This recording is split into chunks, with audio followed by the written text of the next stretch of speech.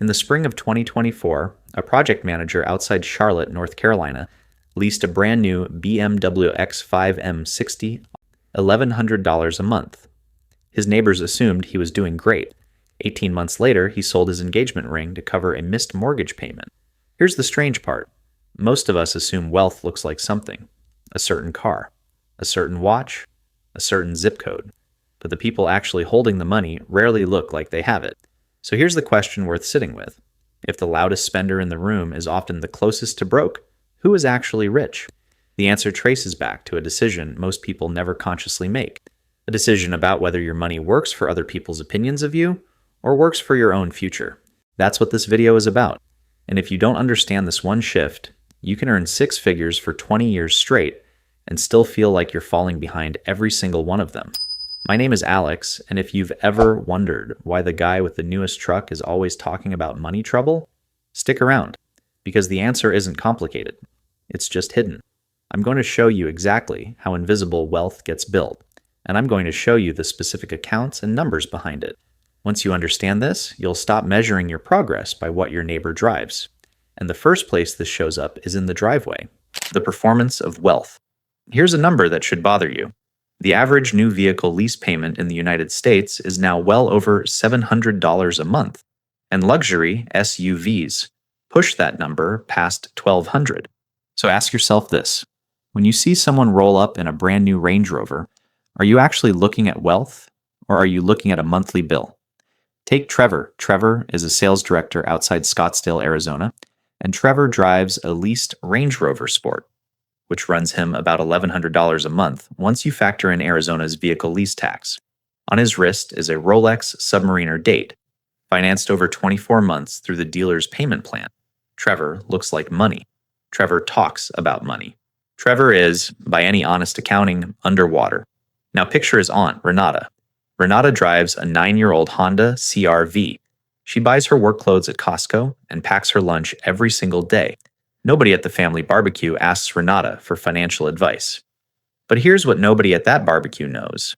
Renata owns 2 rental duplexes near Charlotte, North Carolina, and her brokerage account, mostly a plain index fund tracking the S&P 500, is sitting north of $1.1 million. That contrast is not an accident, and it is not really about Trevor being reckless or Renata being frugal.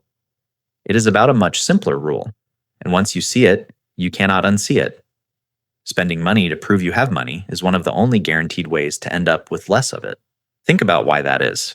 Every dollar that goes toward looking wealthy is a dollar that stops working for you the moment you spend it. The lease payment buys you a few years of admiring glances. Then the car goes back to the dealer and you own nothing. The financed watch loses its resale value the second it leaves the store. And this year, with financing rates on luxury retail purchases still sitting well above 10%, that markup gets worse the longer you carry the balance. Meanwhile, the dollar Renata put into a rental property or an index fund keeps compounding, quietly, whether she's thinking about it or not. And this is where most people get the whole concept backwards. They assume the flashy spender must be ahead, because visible success feels like proof. But visible success is expensive to maintain, and expensive things need constant feeding. Renata's version of wealth doesn't need an audience. It doesn't need anyone's approval to keep growing. It just needs time. And time is the one thing that doesn't care whether anyone's watching. So the real divide isn't between people who have money and people who don't. It's between people who are financing an image and people who are financing a future. And that divide comes down to something that happens long before anyone leases a car or swipes a credit card. It comes down to a decision made in the quiet, boring moment right after a paycheck lands. The freeze point. Here's something almost nobody tells you about getting a raise. The extra money disappears faster than the raise that came before it, and most people never notice it happening. That quiet moment after a paycheck lands is where the whole game actually gets decided, and it usually shows up as a tiny, reasonable-sounding upgrade. A better apartment, a nicer car, a dinner out that becomes 2 dinners out. Financial researchers have a name for this pattern. They call it lifestyle creep, and it explains why so many people earning $90,000, $100,000, even $150,000 a year still feel like they're one bad month away from trouble. Take Priya. Priya is a UX researcher in Austin, Texas, and 2 years ago, she got promoted, along with an $18,000 raise. Here's what almost everyone in her position does at that moment. They ditch the roommate, they sign a lease on a one-bedroom near the domain, they finally buy the Coach Tabby shoulder bag they've had bookmarked for a year, and within 6 months, their monthly expenses have quietly climbed to match their new income, sometimes past it. Priya did none of that. She kept her roommate for 2 more years. She kept driving her 12-year-old Toyota Corolla. And she took the difference, about $1,100 a month, and put it straight into a real estate investment trust fund that currently yields somewhere around 4% annually, on top of long-term price growth. Boring, right? That's the point. By the time Priya finally did move into her own place, the dividends from that account were covering a meaningful chunk of her new rent. She didn't sacrifice forever. She just delayed the upgrade long enough to let money build the upgrade for her. Now, I know what you're thinking. Doesn't a raise exist so you can enjoy your life a little more? And look, that's fair. Nobody's saying live like it's still your 20s forever. But here's the distinction that actually matters. There's a difference between spending a raise and absorbing a raise. Spending it buys you a better month. Absorbing it, freezing your lifestyle while your income moves past it, buys you options for the next 20 years. This takes a specific kind of patience, and it's uncomfortable because the first year of doing this looks like nothing. You're not driving anything nicer. You're not posting anything new. Your bank balance ticks up in small, unglamorous increments that nobody claps for. But the years compound the same way plants do. Nothing visible happens for a long stretch. And then, if you didn't dig up the roots out of impatience, the growth shows up all at once, usually right around year 15 or 20. That patience is really a kind of sacrifice, though it doesn't always feel like one. It's choosing to build skills, side income, and savings in your 30s and 40s, instead of comfort, so that your 50s and 60s actually belong to you. Delayed gratification isn't a punishment here. It's closer to a financial advantage that almost nobody else is willing to use, because almost nobody else can sit still that long. Which raises the obvious next question. If freezing your lifestyle is the mindset, what do you actually do with the money you're not spending? Because a freeze that just sits in a checking account isn't a strategy. It's where the real mechanics come in, the machine in the background. Quick question. If you had to guess, how much difference does $800 a month actually make over 30 years? Most people guess something modest. A decent cushion, maybe. The real number is not modest at all. And once you see it, freezing your lifestyle stops feeling like sacrifice and starts feeling like fuel. So let's use that number. Denise, an operations manager in Columbus, Ohio, wanted a Mercedes-Benz GLE this year. Nicely equipped. That lease runs close to $800 a month. Instead, she kept her Honda Accord and put that same $800 a month into a low-cost index fund tracking the S&P 500, something like Vanguard's VIOO, at an average annual return of 8%, which is close to the market's long-run historical average after inflation. That habit turns into roughly $1.2 million after 30 years. She would have put in about $288,000 of her own money. The other $900,000 or so is just time and compounding, doing what they do. Here's how you actually build that in real life, without a finance degree. Automate 10 to 15% of every paycheck into an investment account before you see it, so you're never tempted to spend it first. Keep it simple with broad index funds instead of picking individual stocks, because you're betting on the whole American economy instead of guessing which company wins. Hold 3 to 6 months of expenses in a high-yield savings account, so an unexpected transmission repair doesn't force you to sell investments at a bad time. And treat every bonus, tax refund, or birthday check as fuel for that account, not spending money. Now, the government actually hands you a shortcut here, and most people leave it sitting on the table. This year, you can put up to $24,500 into a 401k if your employer offers one, and up to $7,500 into an IRA. Both grow without being taxed every year, which means more of your money stays invested instead of leaking out to the IRS annually. If your employer matches contributions, that match is free money. Not taking it is like turning down a raise you already earned. And I want to be honest with you about something, because this isn't only for six-figure earners. Take Walter, a security guard in Tampa, who spends a few hours most Sundays editing podcast transcripts for extra income. That side work nets him about $200 a month. It's not glamorous. Nobody's impressed by it at a barbecue. But invested consistently, that $200 a month built him a $50,000 cushion in under 6 years. Nobody around him had any idea. It just quietly happened in the background while he lived his normal life. That's really the whole mechanism. None of this requires brilliance, and none of it requires a windfall. It requires automation, patience, and a refusal to let visible spending interrupt invisible growth. The account doesn't know if you're bored watching it. It just keeps compounding. But building the account is only half of it. Because once that number starts climbing, a new problem shows up. People start noticing, asking questions, wanting a piece of the story. And how you handle that part matters just as much as how you built it in the first place. The privacy architecture. Here's a question worth sitting with. Why do so many genuinely wealthy people go out of their way to look ordinary? It's not modesty, it's strategy. And once you understand it, you'll start noticing how much of it is hiding in plain sight. Consider two versions of the same idea. Owen, a physical therapist in Denver, comes up with a plan to buy his first rental duplex. He posts about it. He tells his parents, his coworkers, his group chat. And almost immediately, the opinions arrive. His brother-in-law says the market's about to crash. A coworker mentions a friend who lost money on a rental. Someone in the group chat asks if he's really ready for that kind of responsibility. None of these people are wrong to worry, exactly. But their doubt gets inside Owen's head, and 18 months later, he still hasn't made an offer on anything. Now picture Lena, a dental hygienist 2 towns over with the identical plan. Lena doesn't announce anything. She studies the numbers on weekends, saves quietly, and 6 months later closes on a duplex near downtown Aurora. Her coworkers find out only when she mentions, almost as an afterthought, that her tenant's rent check cleared. There's something almost unfair about how much easier this goes for her, and honestly, it comes down to one simple fact. Talking about a goal gives your brain a small hit of satisfaction, the same kind you'd get from actually achieving it. That relief can quietly drain the motivation you needed to finish the job. So how do people like Lena actually operate? A few specific habits show up again and again.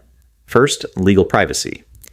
If you buy rental property, you can hold the title inside an LLC, often formed in Wyoming or Delaware, because both states offer strong ownership privacy and don't require your name to appear in a public database. That single step keeps your address, your assets, and frankly, your business away from anyone who goes looking. Second, quiet generosity.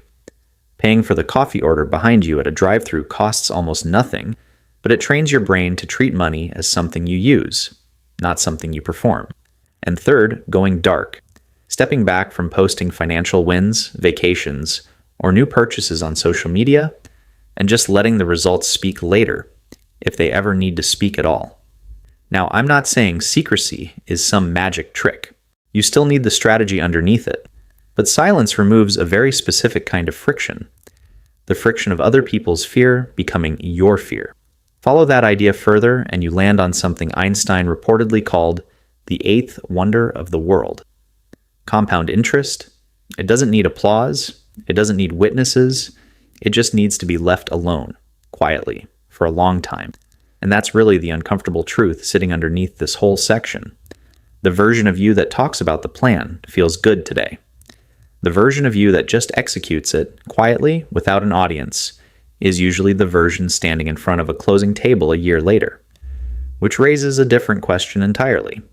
If none of this is about being seen, what's the actual reward waiting on the other side of all that silence? What the math actually buys. Picture this for a second. 25 years from now, what does the number in your account actually turn into? Not as an abstract total, but as an address, a set of keys, a specific place you could actually stand in. Let's follow one couple through the whole arc. Renee is a high school biology teacher outside Sarasota, Florida, and her husband Doug works as an electrician. Individually, neither income sounds impressive. Combined and automated, it becomes something else entirely. For 25 years, they put $2,000 a month into a simple S&P 500 index fund, the same VOO fund we talked about earlier, and left it alone. At the market's long-run average return of about 8% annually, that habit grows to roughly $1.9 million. They contributed $600,000 of their own money over those 25 years. The other $1.3 million is just time, left undisturbed, doing the only job it has. Now here's where the number stops being abstract. This year, an updated 3-bedroom canal front home in Naples, Florida's Aqualane Shores neighborhood, the kind with direct boat access to the Gulf, lists for right around $1.9 million. Renee and Doug didn't set out chasing that specific house, but 25 years of automated, boring, unremarkable investing put them in a position to simply write the check for it, in cash, without touching a mortgage or a retirement account meant for something else. And I want to pause here because this is exactly the part people misunderstand. It's tempting to look at that outcome and think the lesson is get a waterfront house. It isn't. The lesson is that the same $1.9 million could just as easily mean retiring 8 years earlier than planned, using what's known as the Rule of 55, which lets you pull from a 401k penalty-free if you leave that job the year you turn 55 or later. It could mean paying cash for a kid's college without a single loan. It could mean simply never checking your bank balance with dread again. The number doesn't care what you do with it. It just sits there, patiently, until you decide. Now, you're probably thinking, that's a nice story. But what if the market doesn't cooperate for 25 straight years? And that's fair. Markets don't move in a straight line, and there will be years, maybe several of them, where that account loses value instead of gaining it. But here's what changes the math. Over any 25-year stretch in market history, including the ones that started right before a crash, the S&P 500 has still landed positive. The bumps along the way don't cancel the trend. They're just the price of admission for the growth on the other side of them. So the real payoff of stealth wealth was never the money sitting quietly in an account. It was always what that money could eventually purchase without a shred of anxiety attached to it. A house. A decade of freedom. The simple ability to say no to a job you've outgrown. Which brings up the only question that actually matters once the math checks out. If nobody ever needed to know you were building any of this, then who, exactly, were you trying to impress in the first place? Freedom over flash. Here's a strange thing about the two people we started this video with. One of them still owes money on furniture he bought to fill an apartment he can barely afford. The other hasn't thought about her bank balance in weeks, because she genuinely doesn't need to. Same country, same decade, completely different relationship with money. So which one of them is actually free? Let's check back in on Renata, the aunt with the 9-year-old Honda and the rental duplexes near Charlotte. She's 61 now. Her mortgage is paid off. Her properties generate enough monthly income that she could stop working tomorrow and her lifestyle wouldn't change at all. When her air conditioner died last July in the middle of a heat wave, she called a repair company, paid the bill, and went back to her book club. No panic, no calculator, no dipping into a retirement account meant for something else. That's not a small thing. That's the entire point of everything we've walked through. Compare that to a version of wealth built on appearances. A financed Cartier Santos watch, a leased Porsche Cayenne, a Chase Sapphire Reserve card carrying a balance month to month. All of it photographs beautifully. None of it protects you the day something actually goes wrong. And something always, eventually goes wrong. A transmission, a layoff, a medical bill nobody planned for. The question was never whether life would throw a curveball. It was whether your money would be positioned to handle it without asking your permission first. Now, I know what some of you are thinking. Isn't this a little extreme? Do you really have to drive a 12-year-old Corolla and skip every nice dinner out? No, that's not what this is. Stealth wealth was never about deprivation. It was about sequencing. Spend on the things you actually value, and quietly build the base underneath everything else, instead of spending to convince strangers you've already made it. Those are two completely different games, and only one of them ends with you holding something real. So here's the honest, slightly uncomfortable question this whole video has been circling. Do you want to look successful to people who will forget what car you drove within a week? Or do you want to be the person who, 20 years from now, doesn't flinch when life sends a bill? Because the data is pretty clear on this one. You genuinely can't fully commit to both at the same time. Every dollar spent proving something to an audience is a dollar that isn't quietly working for your own future. The flashy spenders are out there right now, refreshing their notifications, waiting to see who noticed the new lease. The quiet accumulators are somewhere else entirely, not thinking about any of this, because their money is already handling itself in the background. One of those two lives feels better on a Tuesday afternoon in a parking lot. The other one feels better every single day for the next 30 years. And once you've actually sat with that difference, it's hard to unsee it in your own life, which is exactly where all of this started to matter: the money that never needed an audience. So here's the realization worth carrying with you: wealth was never about what other people saw. It was about what you built while nobody was looking. Trevor and his leased Range Rover, Renata and her quiet duplexes, Renee and Doug writing a check for a house in cash. They were all playing different games, and only the quiet ones ended up actually free. A few things worth remembering. Spending to look rich is one of the fastest ways to stay broke. Freezing your lifestyle while your income grows is where real money comes from. Silence protects a plan better than any encouragement ever could. And compounding doesn't need your attention, just your patience. So next time you feel that pull to upgrade, to post, to prove something, pause and ask what you're actually buying. A moment of approval or a decade of freedom. That's the whole mechanism. If this reframed how you think about money, or you know someone still chasing the wrong version of wealth, share it with them. And if you're wondering how this plays out when two incomes combine under one roof, that's a conversation worth having next.